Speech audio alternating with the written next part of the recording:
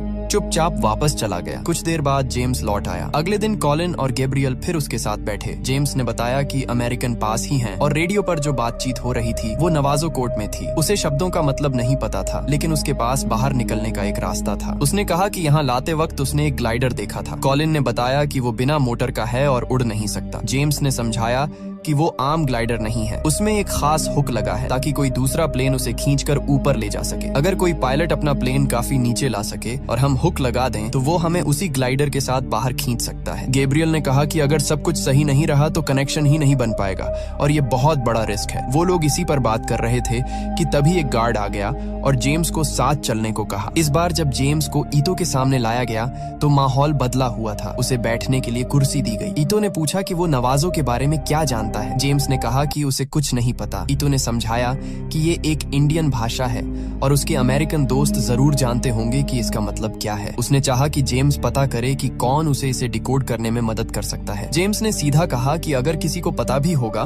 तो कोई जापानियों की मदद क्यों करेगा। ईतो ने ठंडे लहजे में कहा कि इंसान अपनी जान बचाने के लिए कुछ भी कर सकता है और अगर किसी ने मुंह नहीं खोला तो कोई भी अपनी फैमिली को दोबारा नहीं देख पाएगा। जो यहाँ बचेंगे उन्हें मार्च में खत्म कर दिया जाएगा और जो मार्च से बचेंगे उनके लिए दूसरा कैंप तैयार है। धमकियों का जेम्स पर कोई असर नहीं पड़ा। गार्ड्स उसे वापस ले गए। बाहर निकलते हुए ईतो ने कहा कि वो चाहे तो उसे अभी मरवा सकता है, लेकिन फिलहाल उसकी सबसे बड़ी परेशानी कुछ और है। तभी उसने चिल्लाकर कहा कि अमेरिकन और ब्रिटिश फोर्स आसपास ही हैं और किसी भी वक्त हमला हो सकता है। अगले दिन जेम्स को बुरी तरह पीटा गया, लाठियों से, मुक्कों से, जब तक उसका शरीर जवाब देने लगा। उसमें ताकत लगभग खत्म हो चुकी थी, लेकिन यही बात खत्म नहीं हुई। उसी हालत में उसे फिर रिंग में उतारा गया। उन्होंने ये सोचकर गलती कर दी कि वो टूट चुका है। जैसे ही उसके हाथ खोले गए, जेम्स घायल शेर की तरह उन पर टूट पड़ा। इस बार उसने किसी पर रहम नहीं किया। कुछ ही देर में कई सोल्जर जमीन पर पड़े कराह रहे थे और कुछ शायद दोबारा खड़े भी नहीं हो पाए। कैप्टन गुस्से में अपने आदमियों पर चिल्लाया कि सब के सब कायर हैं। एक कैदी से हार गए। उसने ईतो से तुरंत उसे मारने का हुक्म देने को कहा, लेकिन ईतो ने जानबूझकर आदेश नहीं दिया। अपनी हार और बेइज्जती से बौखलाकर उसने कुछ कैदियों को वहीं गोली मरवा दिया और गुस्से में कैंप के अंदर लौट गया। जेम्स अपनी चोटों की वजह से बेहोश हो गया था। जब आंख खुली